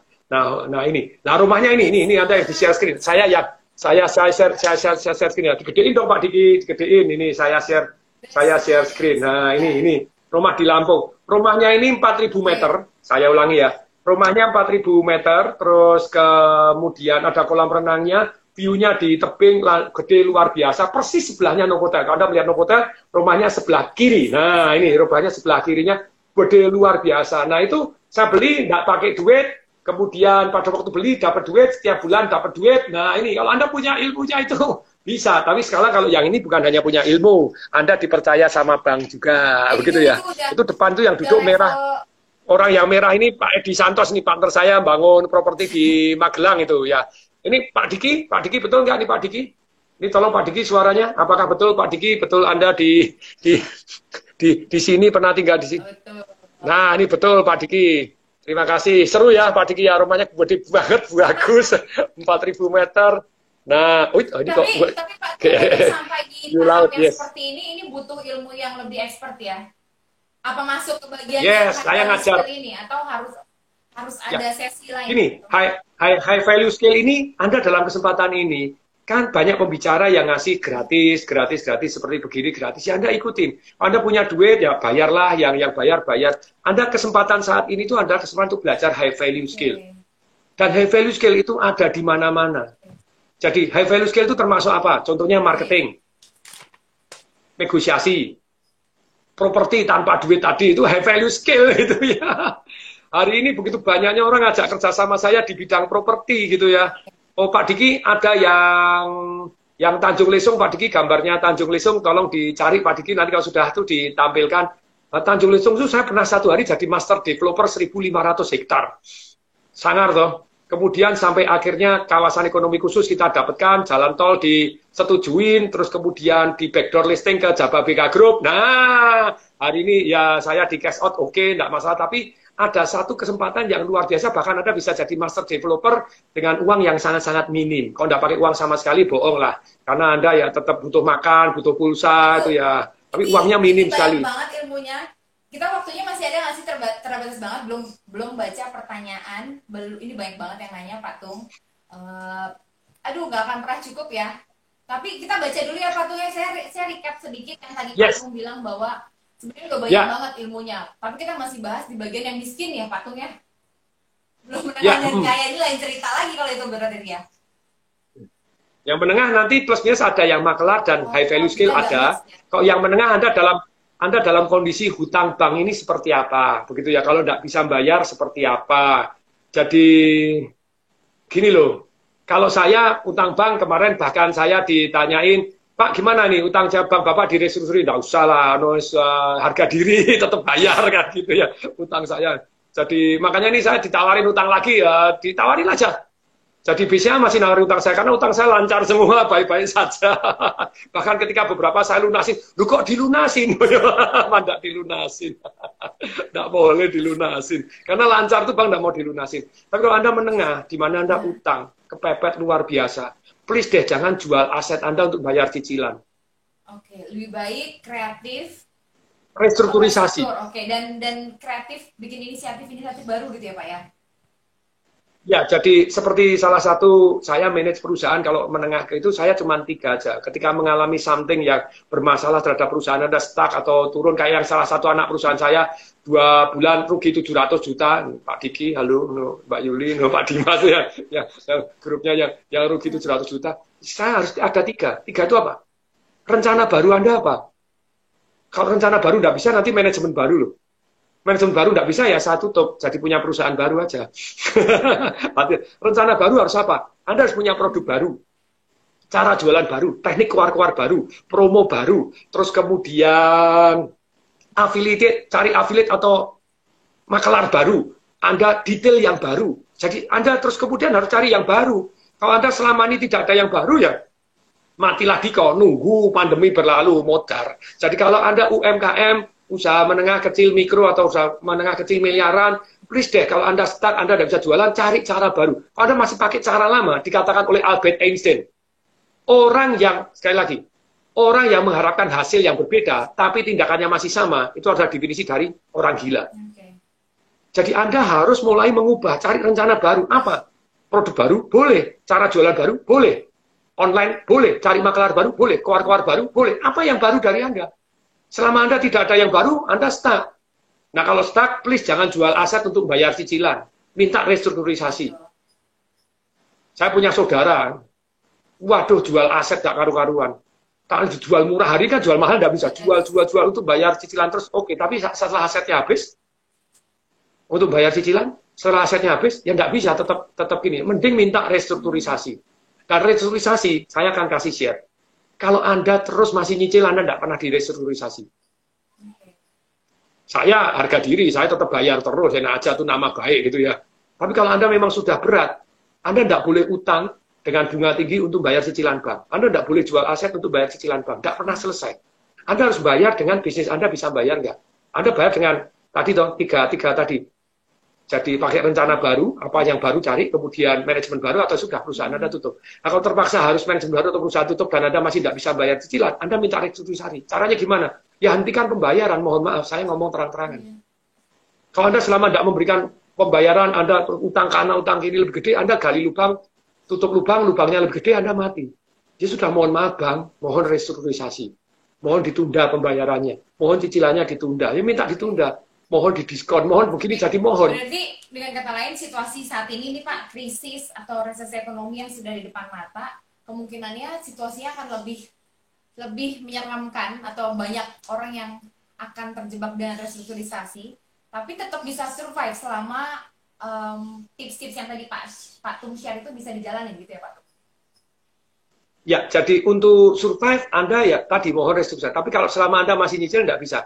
Tapi jangan yang Anda masih bisa, dalam arti income Anda masih ada, masih bisa cicil ya dicicil dong. Itu harga diri. Kalau enggak kan Anda nanti di blacklist juga oleh bank. Tapi kalau memang sudah nggak bisa, saran saya Anda jangan jual aset. Kalau jual aset boleh untuk nutup utangnya. Tapi kalau jual aset untuk membayar bunganya, untuk cicilannya, you die. Apalagi utang lebih gede lagi, oh jangan. Nah, perbaiki Anda, belajarlah high value skill, balik lagi UMKM. Belajarlah marketing, belajarlah kecerdasan keuangan. Nah, ini penting sekali. Beli buku saya Marketing Revolution. Betul. Buku saya Marketing Revolution, 100% saya sumbangkan loh. Jadi, Anda laku tetap semuanya disumbangkan, tidak memperkaya saya itu Marketing Revolution. Cari di Tokopedia, cari di gramedia.com, Anda cari itu buku. Itu bukan, hanya Financial Revolution, Marketing Revolution. Itu jual itu penting sekali, itu belajarlah high value skill. Oke ya, ini mau yang kaya kita bahas atau kita bahas pertanyaan? Kita sekalian aja bahas yang kaya dulu ya Pak ya, biar sekalian yang direpop ya. Yang kaya gimana Pak? Nah, kalau yang kaya, Anda kan tadi kalau yang menengah itu tadi Anda harus punya rencana baru, jadilah makelar lagi, terus kemudian tetap belajar high value skill. Nah, kalau orang yang kaya tetap sama kok, Anda tetap harus belajar high value skill, Anda bisa jadi makelar raksasa. Tapi begini, kalau Anda kaya hari ini cash, hati-hati loh. Cash is the king, betul. Tapi ketika waktu berkelanjutan, krisis berkelanjutan lama, cash Anda no more the king. Cash is stress, cash Anda jadi sampah. Jadi cash is the king, boleh. Yang kedua, Anda mulai siap-siap berubah ke tadi. Masuk ke properti yang murah. Tadi ada yang nanya, Pak, saham sekarang gimana? Belajar ilmunya dulu, boy. Ada saham, ini menurut saya bisa second wave. Bang, bisa bang lagi gitu ya, bisa bang turun. Kalau di Amerika, sementara saham cukup aman. Kenapa? Karena pemerintah cetak duit banyak sekali, grojok masuk di saham. Jadi duitnya itu yang beli adalah hedge fund, jadi gelontor, jadi tidak di ekonomi real, tapi di saham. Dibantu oleh pemerintah untuk mengamankan saham. Oh, di Indonesia kan belum digelontor, yang digelontor UMKM. Dan hari ini banyak bank-bank harga ratusan triliun digeletain di pinggir jalan. Karena apa? Karena ini pemerintah takut nanti setelah turun jabatan, diobok-obok lagi. Zaman dulu kan sama toh. Seharusnya kan lender istilahnya last resort itu Bank Indonesia. Tapi sekarang Bank Indonesia takut, pemerintah takut, Menteri Keuangan takut. Jadi apa yang dilakukan? dikasihkan ke Himbara. Jadi bank-bank sekarang yang kolaps, deposito tidak bisa dicairkan, begini kayak Bukopin apa, harus utang ke Himbara, Himpunan Bank Negara. Himpunan Bank Negara, jaminannya apa? Himpunan Bank Negara juga takut. Woi pemerintah, woi. Himbara takut, woi banyak bank tobat. Hari ini saya ditawari sudah 2 bank TBK, 2 BPR, sudah tobat karena harusnya Bank Indonesia takut. Dulu kan begitu meminjamkan begitu, ternyata pinjaman dibawa lari, dikriminalisasi, juga masuk penjara. BI enak aja. Sekarang BI melepaskan tanggung jawab, diserahkan duitnya ratusan triliun kemana? Himbara, bank-bank pemerintah. Bank-bank pemerintah mau ngelepas? Nggak mau juga, enak aja. Resikonya di siapa? Nanti ada KPK, nanti ada begini. Kalau ternyata macet, rusak, jebol, terus gimana? Nggak ada begini. Makanya terus ada yang bilang, OJK dibubarin aja. No. Tapi iya mau dibubarin, gimana? Ya nggak bisa nih. Jadi ketua OJK teman saya baik, Bank Indonesia teman saya baik, Pak Peri Warjio itu lulusan SMA 3 Solo gitu ya, Pak Wibo itu lulusan Fakultas Ekonomi UNS, itu teman-teman friend, sama-sama dikatakan alumni masing-masing alumni. Tapi saya tahu betapa hari ini pemerintah itu kesulitannya apa. Tadi loh, kan Pak Jokowi marah-marah ada 4 toh. 1 kan butuh peraturan pemerintah, jadi Perpu atau pengganti undang-undang atau undang-undang. Yang kedua butuh peraturan menterinya. Oke, 2 sudah jalan. Pelaksanaannya harus 3, harus dipastikan tidak KKN, tidak korupsi, ini harus diamankan pelaksanaannya. Nah yang keempat, tadi orang-orang yang sudah diamankan ini takut ngelepas duitnya. Kenapa kok takut ngelepas? Karena takut KPK, takut nanti dikriminalisasi di kemudian hari. Sekarang pemerintah sudah pinter, sudah lepas tangan, toh Bank Indonesia sudah lepas tangan, Kementerian Keuangan sudah lepas tangan, serahkan Himbara. Himbara juga lepas tangan, terus gimana kita? Woi, insaf, woi. Jadi kita masing-masing harus punya survival instinct aja perorangan ya Pak ya. Jadi betul. Sendiri, sementara sendiri. Beberapa teman saya ada yang jadi mohon maaf. Bahkan ya saya pernah ngobrol overheard di beberapa lagi lewat di jalan gitu teman-teman. Mereka bilang kita tuh nggak bisa bergantung dengan pemerintah lagi karena jatuhnya kita harus menyelamatkan diri kita sendiri. Survival instinct kita yang harus kita tingkatin, betul ya Pak ya? Iya dong. Jadi kalau Anda kaya, bagaimana tadi masuk ke aset-aset yang stres, termasuk perusahaan yang stres. Ini saya baru nawar, BPR baru saya tawar, baru nawar. Jadi makelar juga, jadi karena itu Pak Haritanu, Pak Sandiaga Uno, Mas Rosan, Ketua Kadin itu kayaknya pada waktu resesi. Yaitu banyak perusahaan yang dijual murah banget, stres gitu ya. Anda bisa ambil alih kalau Anda punya uang. Yang ketiga, Anda kalau punya uang ya harus masuk emas dan perak sebagian, jangan banyak. Kalau banyak namanya spekulasi. Sebagian itu berapa? 7,5% sampai 15%. Gitu ya. Terus kemudian yang keempat harus switch ke bisnis-bisnis yang tahan krisis. Saya sudah antisipasi krisis, makanya dalam waktu sekian tahun yang lalu, 2 tahun yang lalu sampai hari ini saya sudah buka 88 laundry. Ini menarik nih, bisnis yang tahan krisis. Tadi terus Pak Tung lanjutin laundry. Itu salah satu bisnis yang menurut Pak Tung tahan krisis. Nah, terbukti. Dulu saya hanya melakukan riset, terus kemudian langsung take action gitu ya. Dari hasil riset saya sejak Perang Dunia Kedua tahun 1947, mulai ada laundry di Amerika, sampai sekarang jumlah laundrynya itu tidak turun. Sampai sekarang 300.000 lebih laundry di Amerika. Padahal terjadi bumi gonjang-ganjing, tentu saja ada laundry yang tutup karena tidak tahu cara marketingnya, tidak tahu cara kontrolnya, tidak tahu cara mengelola bisnisnya. Nah, tapi laundry menurut saya bagus, dan saya tahu cara mengelola bisnisnya, saya tahu cara marketingnya, ya tetap bertahan. Jadi PSBB, pembatasan sosial berskala besar, laundry tidak dibatasi, tetap boleh buka. Nah, jadi saya tetap masih dapat income today. Jadi banyak anak perusahaan saya yang masih survive, salah satunya laundry. Berikutnya sosial media marketing, terus kemudian e-learning. Nah, ini banyak sekali yang bisnis-bisnis yang tahan krisis sekarang seperti apa. Apakah tahan forever? Belum tentu. Jadi kita terus harus update ilmunya. Kemudian yang kelima, perhatikan peraturan pemerintah. Peraturan pemerintah ini sedang fokus di mana. Ketika ekspor digenjot, nanti kita genjot ekspor. Kenapa dulu saya masuk di rumah sederhana? Rumah sederhana lagi disubsidi sama pemerintah. Berarti sesuatu hal yang sedang dimudahkan oleh pemerintah, itu duit mengalir banyak sekali, gerojok ke sana.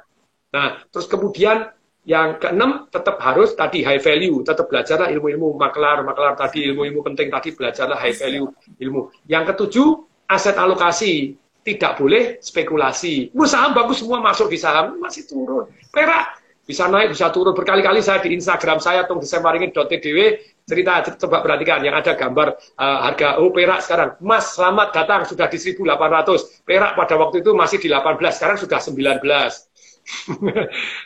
Itu perak masih ada long way to go. Ini menarik Emas nih, tuh paling Patung bahas apa tadi sudah dibagi ya, ada yang miskin, menengah dan kaya, sudah dikasih solusinya, tips-tipsnya apa aja yang bisa dilakukan ya Pak ya, udah dibagi, sudah dikasih fight sama Pak Tung. Terus end up di bisnis yang tahan krisis, salah satunya laundry dan sosmed, social media marketing. yes. Ada lagi nggak Pak Tung yang menurut Pak Tung bisa? Karena di sini banyak yang nanya Pak, invest tanah nih. Ada pertanyaan, ada yang nanya saham, ada yang nanya emas, ada yang nanya perak, ada yang nanya properti. Bagaimana cara menganalisa pasar atau market? Sebenarnya apa memang harus semikro itu ya Pak ya? Bisnis yang tahan krisis, laundry dan sosial. Jadi sebetulnya kayak sebetulnya ya properti itu kalau untuk investasi, sekali lagi bukan untuk spekulasi. Kalau Anda punya duit lebih, properti ini something good. Loh Pak, tunggu tadi nggak? Tunggu berapa waktu kemudian kan krisis kalau berlanjut, sungguh akan harga properti lebih anjlok. Yes. Tapi bukan berarti sekarang tidak ada yang anjlok. Jadi sebetulnya di properti itu bukan masalah timing. Salah satunya masalah lokasi dan harga. Ketika lokasinya bagus, harganya murah, itu ya good timing. Sedangkan nanti betul nggak akan lebih banyak, betul. Nanti akan lebih banyak pilihan properti. Tapi kalau sekarang ada yang murah, why not? Ini saya lagi mau nutup di Bali. Halo Bali, Jalan Cendrawasih itu. Pojokan gitu. Lihat yang untuk silver. Nah itu baru saya mau tutup ini hari ini. Hari saya lagi beli properti. Saya sudah nutup 2. Satu yang di Pondok Indah, satu yang ada di sini. Yang satu saya bayar tunai, yang satu saya flip, saya jual lagi untung. Terus kemudian yang di Bali mungkin saya akan simpan. Jadi lagi beberapa, dan dalam kondisi sudah tersewa. Ini ada lagi ditawarin yang sudah disewa oleh Jetras, Bank Jetras itu ditawarin. Jadi dijualin harganya murah dalam kondisi sudah disewa oleh Jetras. Jetras akan masih nyewa 5 tahun. Ya, Bank Jetras itu, tapi ya seru, hari ini begitu banyaknya peluang.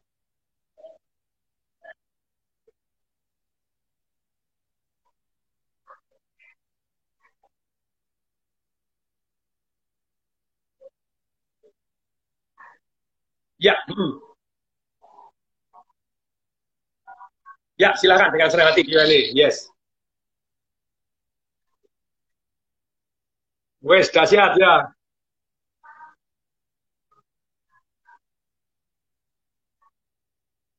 Hmm.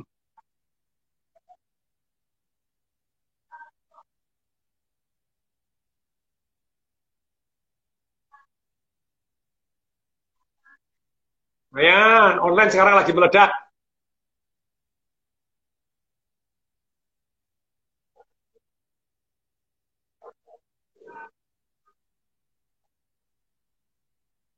Oke, bisnis online keren banget, sudah omset 80 juta. Wah, untung 20% ya, sudah 25%, untungnya sudah 25 juta, 20 juta, top banget itu, ganteng, cantik gitu ya.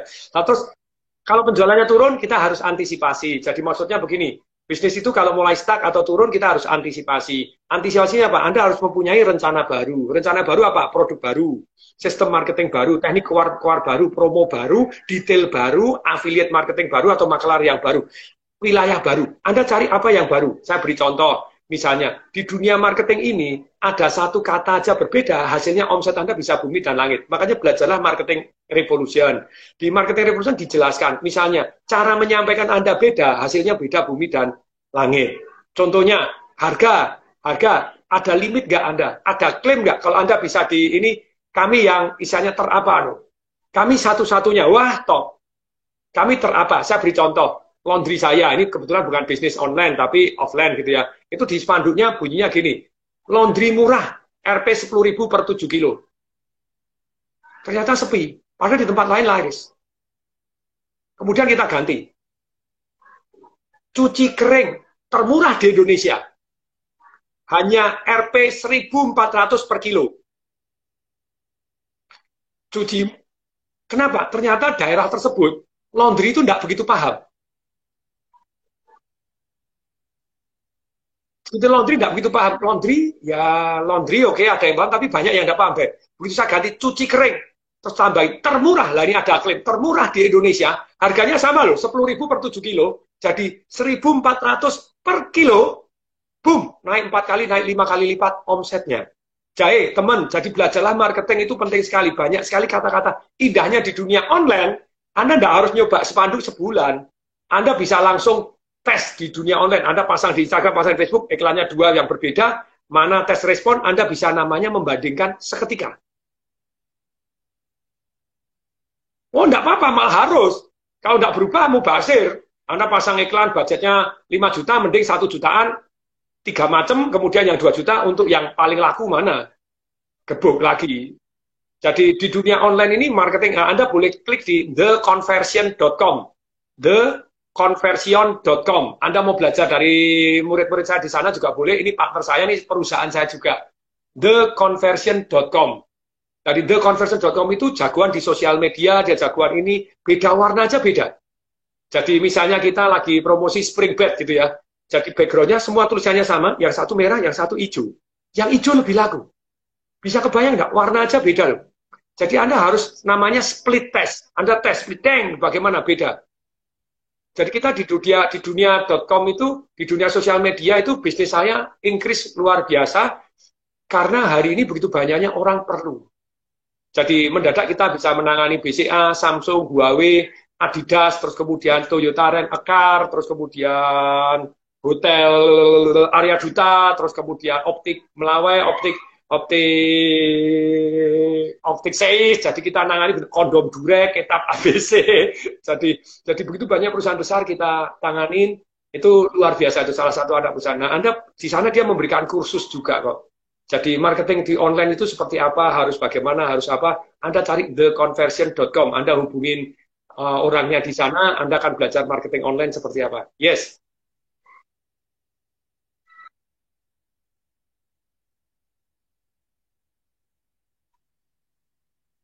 Ya, conversion. Ya. Hmm.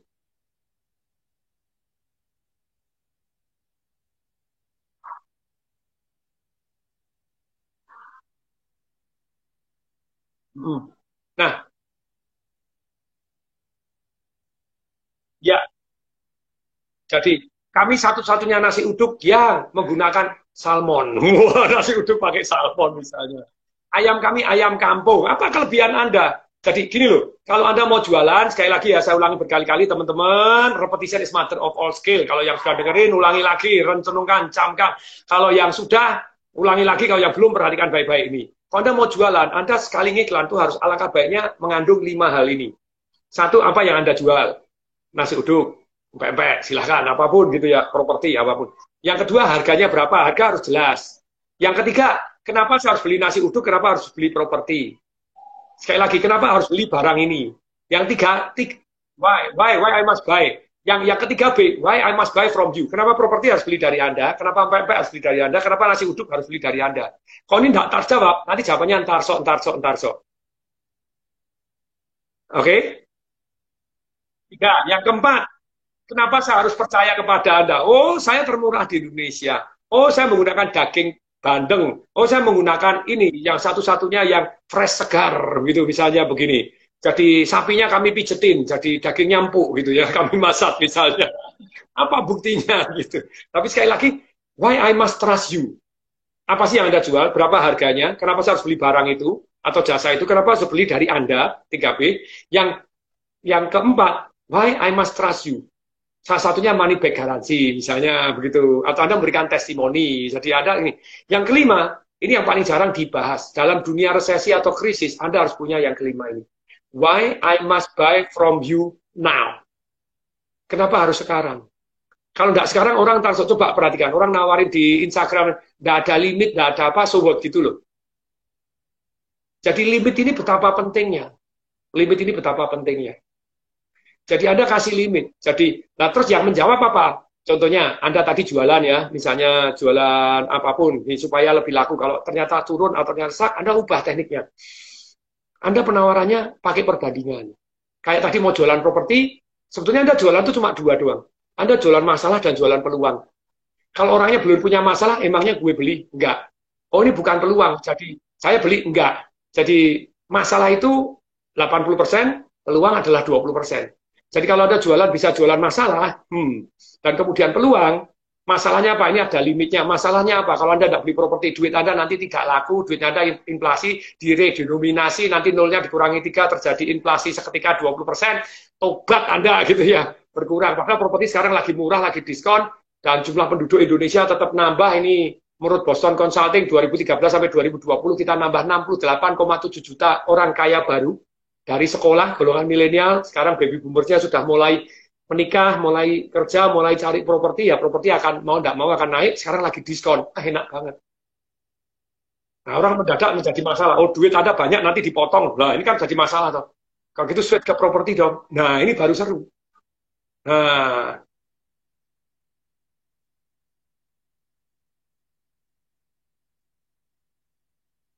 hmm,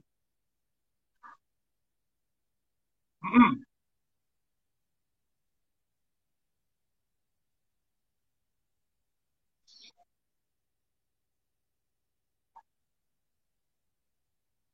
nah, itu biaya banyak.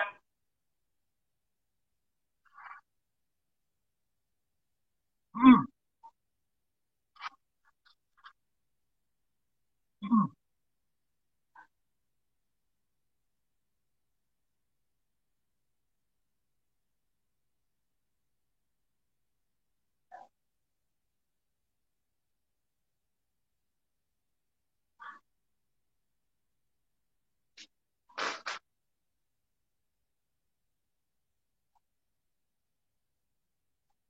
Jadi triggernya itu cuman alasan yang sangat kuat. Jadi kita kalau timpang pendapatan bedanya cuma dua. Timpang pengetahuan sama timpang keberanian. Bagaimana supaya kita berani?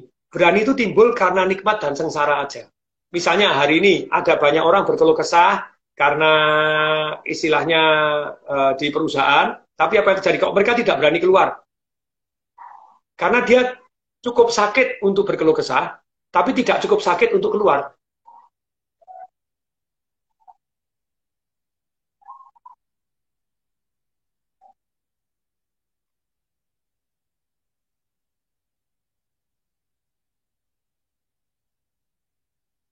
Untuk ngomel, untuk berkeluh kesah, tapi tidak cukup sakit untuk keluar. Jadi ketika Anda termotivasi, sakit hati benar, Anda keluar, gitu ya. Nah, kemudian keluar itu cuma dua, karena di luar ada yang lebih nikmat atau di dalam sengsara. Enggak, itu Pak, itu sengsara enggak keluar-keluar. Iya, berarti kurang sengsara.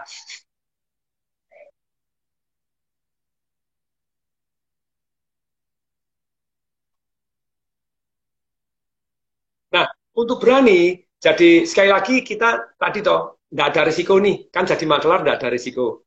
Jadi otomatis berarti sakitnya sudah nol. Betul toh? Nah, makanya saya percaya sebetulnya kalau Anda mau mengubah kebiasaan, itu sebetulnya reward and punishment, nikmat dan kesengsaraan, pembinaan, terus kemudian lapor, peka monitor lapor. Jadi teman-teman saya di sini, ini Yuli, Safrida ini turun berapa kilo, Pak Dimas sudah turun berapa belas kilo. Saya punya grup yang namanya peka monitor lapor, setiap hari saya lapor. Demikian juga ketika Anda tidak lapor, apa yang terjadi? Lupa, Anda lupa. Jadi ketika saya mulai tahu kalau teman-teman yang timbangan tidak lapor, nah ini lagi makan enak, ini lagi beratnya naik. Terus sudah mulai biasa mengabaikan tidak lapor, lama-lama tidak lapor, habis terus. Tapi ketika Anda mau public commitment, nikmat dan sengsaranya jelas, gitu ya, dan Anda mulai, sebetulnya kan tidak sengsara, karena Anda merasa berisiko, padahal kan tidak berisiko. Anda tidak punya pengetahuan bahwa bisa loh tanpa risiko. Tapi tanpa risiko pun, seringkali orang tidak bergerak. Why? Karena tidak ada sengsaranya kalau tidak bergerak. Kalau Anda tidak bergerak, Anda malu, kayak dulu saya. Lupa apakah harus ngalami? Enggak. Tapi ketika Anda imajinasikan.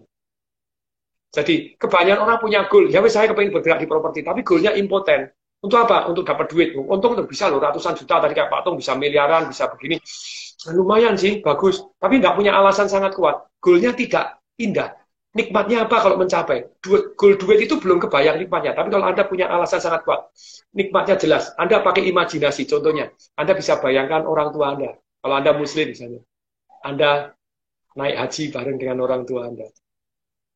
ONH plus. Kalau ONH kan harus nunggu lama. Kalau ONH plus kan nggak usah nunggu itu 270 juta atau 300 juta per orang, 600 juta sama Anda dan istri. Waduh, total sudah 1,2 miliar.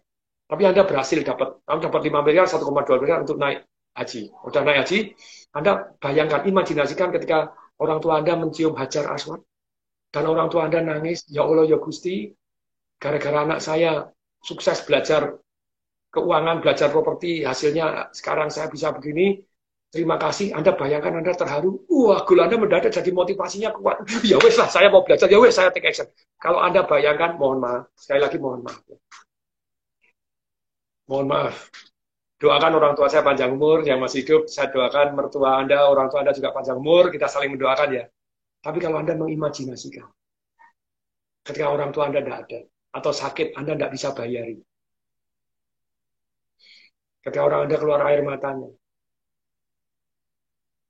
kenapa saya dipindah kelas 3? Anda tidak bisa nyenengin ya. Ketika orang tua Anda sudah meninggal dunia dan Anda belum sempat membahagiakan. Kalau Anda bisa emosional seperti itu, Anda jadi berani. Berani itu timbul karena alasan sangat kuat. Alasan sangat kuat itu karena ada goal yang menarik, ada alasan emosional luar biasa, dan biasanya bukan hanya untuk kita, tapi untuk orang-orang yang kita cintai. Dan manusia bergerak bukan hanya goal yang menarik. Goal yang menarik tadi hanya 20% memotivasi Anda. 80% Anda menghindari sengsara. Ketika Anda bisa imajinasikan sengsara yang luar biasa, painful kalau Anda tidak take action.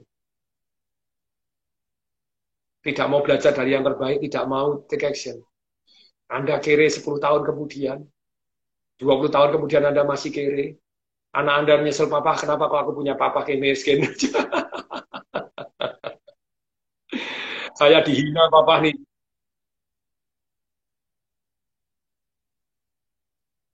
Imajinasi. Jadi please luangkan waktu merenung, painfulnya luar biasa. Aduh. Saya dulu hobi balapan, tabrakan di sini, terus jahit di kaki, pameran tulang, bukan hanya sekali, pameran tulang bukan sekali, gitu ya. Tapi sobek pameran tulang, jahit sana, jahit sini, berantem kemana-mana, bawa pisau, berani, rodok gila hidupnya, jadi di balap, tidak terima, balap balik, gitu ya. Itu saya berhenti balap, kenapa? Karena bisa mengimajinasi. Ya.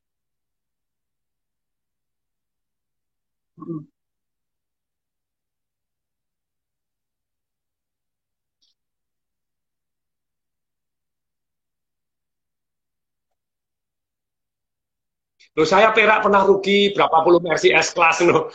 Saya saham juga pernah rugi ya. Karena itu, Ateng sok tahu. Jadi belum punya ilmunya, yakin duluan. Optimis ini. Taruh, ajar, ngelitak, nak kapokmu kapan. Yes, boleh, silakan dengan senang hati. Yes.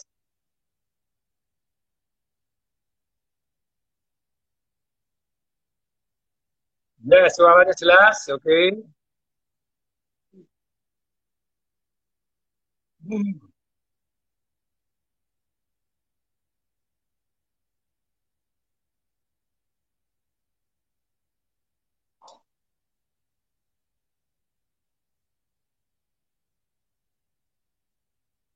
Ini, resesi yang terbaik sepanjang masa adalah investasi leher ke atas. 1 sen ditaruh di sini akan kembali jutaan kali di kantong kita. Ketika Anda punya pengetahuan, kayak tadi saya share, oh jadi maklar properti itu tidak harus 2% toh Pak. Oh bisa puluhan persen toh, tidak usah ngasih komisi. Bahkan kita yang maklar bisa ngasih komisi sama yang punya. Lu kok bisa? Ya tadi misalnya Deborah punya properti, boleh saya bantu jualan, tidak usah ngasih komisi. Oh boleh, boleh, boleh. Nanti bahkan saya, Deborah akan saya kasih komisi propertinya. Maksudnya dijual, misalnya tadi 700 juta ya, kalau laku misalnya berapapun, Deborah saya kasih komisi 20% deh. Lu biasanya ngasih saya 2% aja males, saya kasih 20%. Jadi misalnya laku 700 juta, laku 900. Berarti kan jadi dapat untung saya 900 kan, dan untung 200 juta toh. Untuk Deborah saya kembaliin deh 40 juta. 20%. Keren toh. Ini bukan yang punya properti malah bisa ngasih komisi. Lu saya ngomong gini ada yang praktek lu. Praktek besok ngasih testimoni, thank you Pak Tom, duitnya keren, wah keren ini. Sekarang di Bali coba Anda, coba di Bali.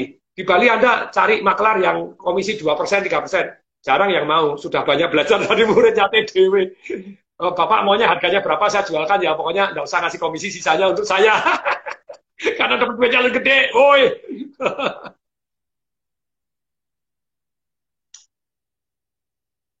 Ya, pengetahuan. Learn. Yes.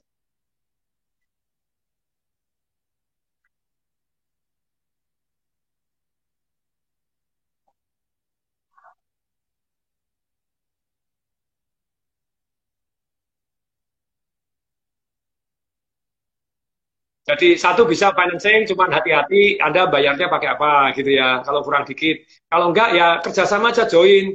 Jadi hari ini tuh bisa namanya crowdfunding. Jadi beli properti bisa 2 orang, 3 orang. Kayak The Daily Wash Laundromat saya. Anda 5 juta aja bisa buka kok.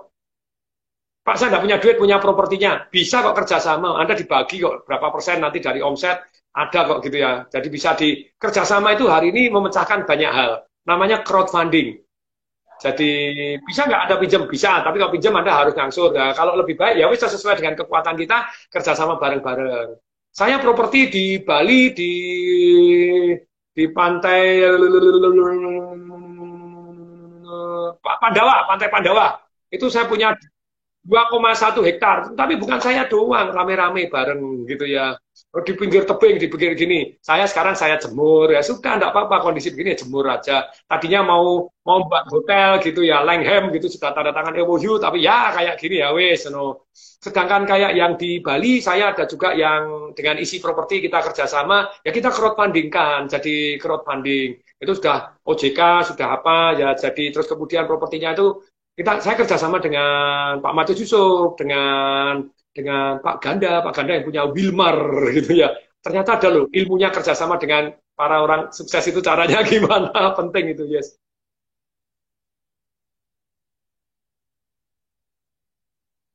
Iya, ya,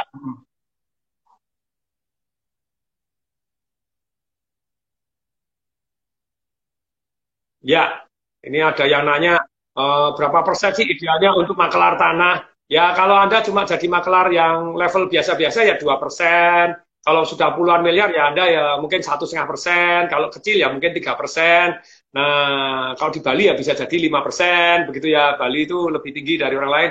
Tapi bisa puluhan persen. Idealnya persentasenya gimana? Tergantung. Kalau Anda tadi model saya ya Anda bisa untungnya 10%, 20%, dan tak terhingga. Kalau tak terhingga, nggak pakai modal, tak pakai modal untung berapapun kan tak terhingga labanya.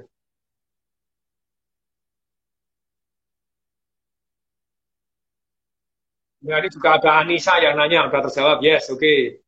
Silakan nanya apa lagi? Yo, kesempatan ini.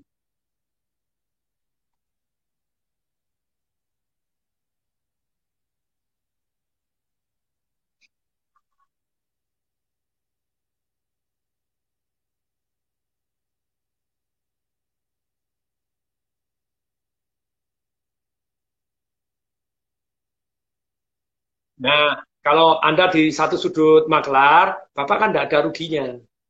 Kalau nggak laku kan tetap milik Bapak.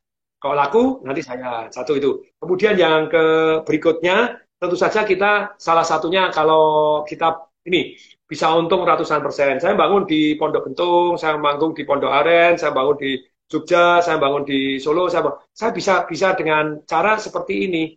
Jadi contohnya ya, Anda tahu caranya ngitung lebih dahulu secara properti ini penting, perhatikan baik-baik ini. Teman, ini ilmu yang dahsyat luar biasa.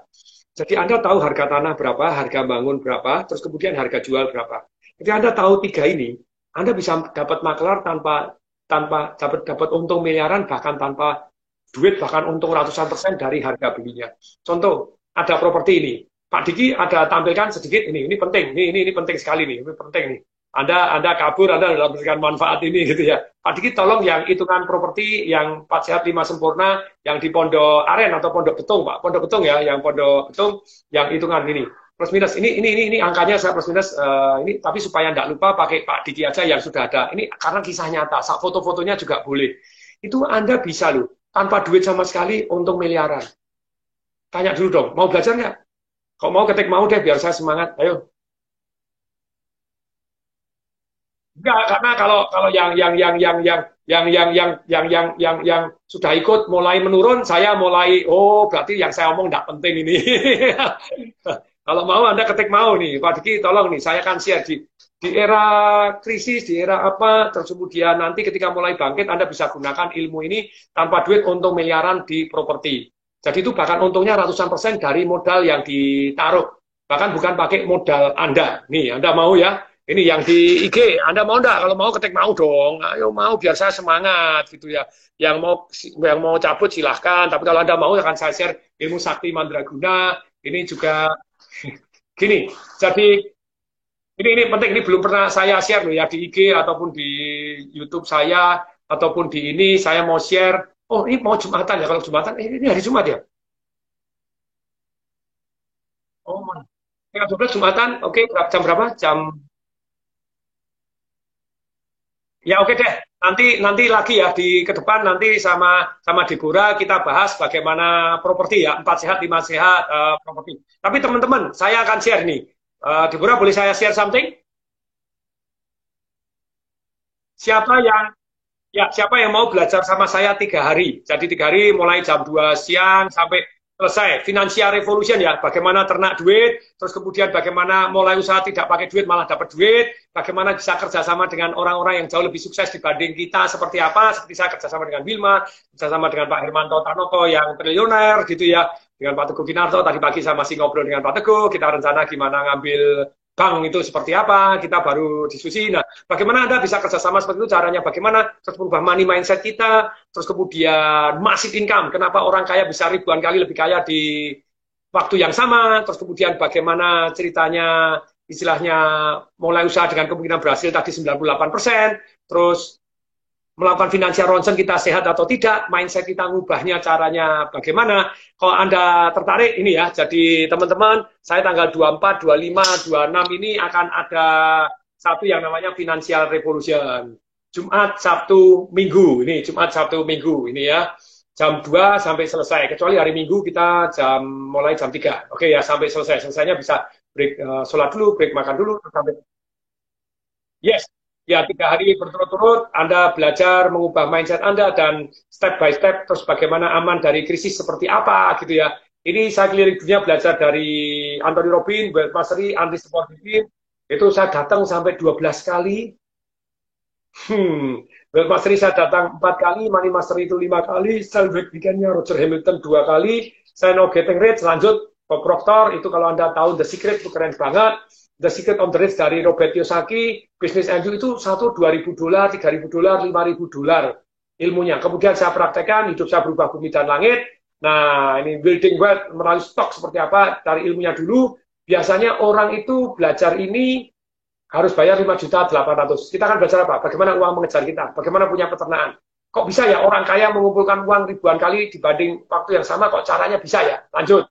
Nah, kemudian nanti akan saya share tentang saham, share juga tentang membuat franchise TDWL, The Daily Wars Laundromat seperti apa, 5 juta aja juga bisa ikut caranya bagaimana, terus tanpa modal seperti apa, terus mengubah money blueprint kita seperti apa, perak saya di mana belinya, dan kemudian perhitungan saya seperti apa, saya akan share hari Jumat 24 sampai 26 Juli. Oke, lanjut. Nah ini, biasanya 5.800.000, tapi saya kepengen semua orang yang ikut di sini hadir, tapi ini kesempatan ini saja begitu ya, Anda transfer hari ini, Anda cukup 297. Nah, kalau Anda mau 297, Anda ketik, mau 297, mau 297. Mau 297, mau 297, dan Anda lunas 20 pendaftar, saya kasih bonus. Nah, bonusnya apa nih? Nih, lanjut nih ya. Anda bonus audio Design Your Life to the Top, senilai 1.500.000, plus seminar finansial, bukan finansial, itu Pak Diki, finansial ya, Vianan, kebanyakan. Financial Revolution, 3 hari full di Jakarta dan Curug. Ini kan pakai online toh. Tapi nanti yang pakai live, Anda boleh datang. Bisa datang bertiga. Bisa kebayang nggak? Pak, 2 saya datang di Jakarta. Pak, saya 3-3-nya datang Surabaya. Boleh. Nah, kapan ini? Nanti ketika sudah ada badai coronanya berlalu gitu ya. Pak, timbul, terus kemudian obat, nanti ada di Jakarta, Surabaya, Anda boleh datang live-nya. Sementara kita datang terlebih dahulu versi Zoom-nya. Jadi Anda daftar sekarang juga. Bagaimana Anda 297 aja bisa datang bertiga, berarti satu 100.000 ya. Terus dapat audio design your life to the top, mendesain hidup jadi top. Itu caranya bagaimana? Anda silahkan Anda transfer ke BCA 883-107-6178 atas nama CVTDW Resource. Anda boleh screenshot ini, kirim bukti transfer nama plus kota Anda ke 085092200. Nih, bisa kebayang. Pak Tung, kenapa tidak digratiskan? Kemarin saya gratiskan, 2.100 orang datang, terpaksa saya, Zoom-nya saya naikkan, malah yang ikut cuma 300. Tapi ketika saya suruh bayar, 1.300 orang data, 1.300 orang ikut. Nah, mending Anda saya kasih bonus ini kalau untung mungkin nggak ada untungnya ini, karena untuk acara nanti sewa hotel, sewa ini ya satu hari 100.000, ya kurang-kurang. Belum pesawat bayar sendiri. Tapi sementara ini 2526 Anda langsung daftar Pak Tung, sudah 1.511 orang yang bayar sudah. Nah, ini gitu ya. Jadi kesempatan ini Anda silakan transfer, dan ini luar biasa. Ini Pak, saya sudah terdaftar, saya nggak dapat bonus audionya. Kalau Anda yang bayar 297, Anda akan dapat bonus audionya, gitu ya. Dan dapat bonus 3 orang. Nah, silakan. Anda boleh kontak, kalau belum dapat bonus audionya, kemana? 0856-109-2200. Oke ya, silakan bagi Anda. Dan ini terbatas. Anda ya, jadi seringkali kenapa kok harganya beda, Pak? Ya, karena beda ya, lebih cepat, harganya lebih murah. Lama-lama naik, ya memang naik. Begitu ya, silakan Anda. Pak, saya sudah daftar. Bonusnya mana? Nih, Anda tagih ke 0856-109-2200. Acaranya online. Yes, acaranya online 24 sampai 25 sampai 26. Cuma 1 minggu, nanti offline-nya pun Anda boleh datang secara gratis, bahkan boleh datang bertiga. Nah, ini yang top Marco Top, Jos Marco Jos. Jadi silakan, caranya ini Anda screenshot, oke ya. Medan nggak ada offline-nya, sementara nggak ada. Kalau pas ada boleh terbang dong, nanti kalau sudah bisa. Jadi kalau Anda mau ikut misalnya seminarnya online Anthony Robbins pun, ini Anthony Robbins hari ini lagi online 20 sekian ribu orang ikut seminarnya Anthony Robbins. Ternyata Anthony Robbins itu ya masih bayar $700, masih $800. Itu masih bayarnya ada $1.200. Nah, ini jadi ada bayarnya, waduh, rasa dolar. Jadi ini luar biasa. Jadi Anda yang belum dapat bonus, Anda silahkan ke sini. Oke, terima kasih. Terima kasih, Ibu Ra.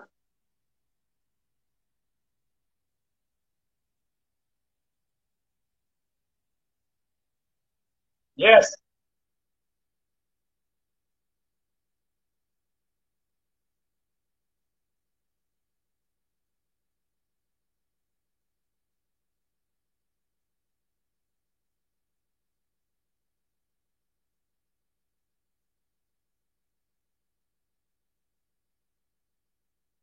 Ya,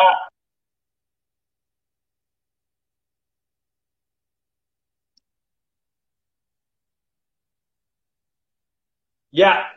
Setiap krisis selalu ada peluang. Nih, betul, yes.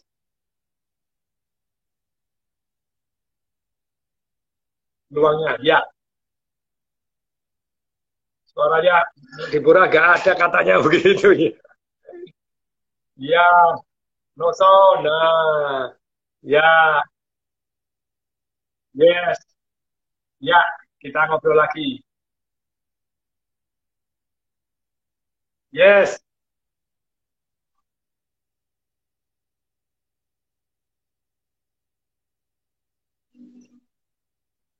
ya,